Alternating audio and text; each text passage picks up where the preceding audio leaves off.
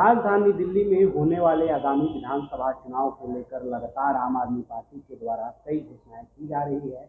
इसी कड़ी में दिल्ली के पुजारियों और गुरुद्वारों में रहने वाले ग्रंथियों के लिए पुजारी ग्रंथी सम्मान योजना की शुरुआत की गई है, जिसको लेकर अरविंद केजरीवाल का दावा है कि 18,000 रुपये प्रति महीने पुजारियों को दिए जाएंगे। इस पर अलग अलग प्रतिक्रियाएं सामने आ रही है। अभी हम दिल्ली के प्रसिद्ध कालका जी मंदिर के पीठाधीश्वर महंत सुरेंद्र नाथ अवधूत जी के पास से हम इनसे बात करेंगे कि उनका इस पर क्या कहना है। गुरु जी, क्या कहेंगे जो घोषणा की गई है अरविंद केजरीवाल के द्वारा, इस पर आप क्या कहेंगे?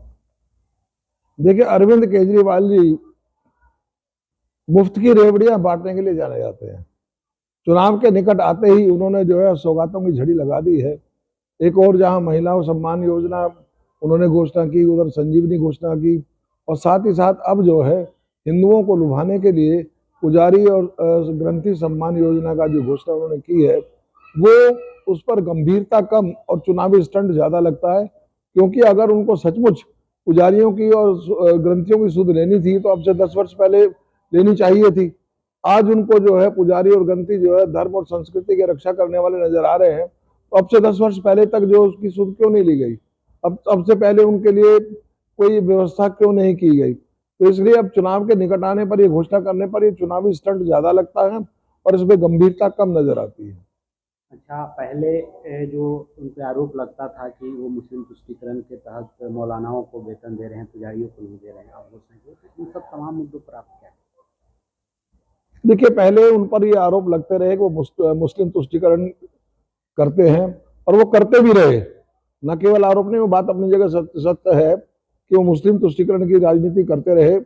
जहां आपने देखा होगा, हमारे जहां किसी मुसलमान की हत्या हो जाती थी तो वहां जो है आंसू बहाने के लिए पहुंच जाते थे। वहीं अगर किसी हिंदू की हत्या होती थी तो उस पर जो 2 शब्द भी नहीं बोलते थे। तो पहले उन्होंने मौलानाओं के लिए वेतन की घोषणा की, और अब हैरानी की बात यह है, अभी पता लग जानकारी ये मिल रही है, पिछले 17 महीनों से उन मौलानाओं को भी वेतन नहीं दिया गया है। तो जब पहली घोषणा में ही वो उसको पूरा अपने वायदे को पूरा नहीं कर पाए हैं, तो ये नई घोषणाओं में कितने सफल होंगे, इस बात पर जो संदेह लगता है कि इस घोषणा को भी जो है किस तरीके से वो पूरा कर पाएंगे, इसमें मुझे पूरा संदेह है।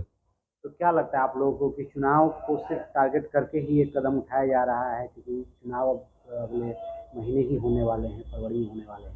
क्या लगता है? निश्चित रूप से ये चुनावी स्टंट ज्यादा लगता है और इसमें गंभीरता बहुत कम नजर आती है। क्योंकि ये घोषणा चुनाव निकट आने के समय क्यों की जा रही है? अब से पहले जो है उनकी सुध क्यों नहीं ली गई, या अब से पहले इस प्रकार की घोषणा क्यों नहीं की गई?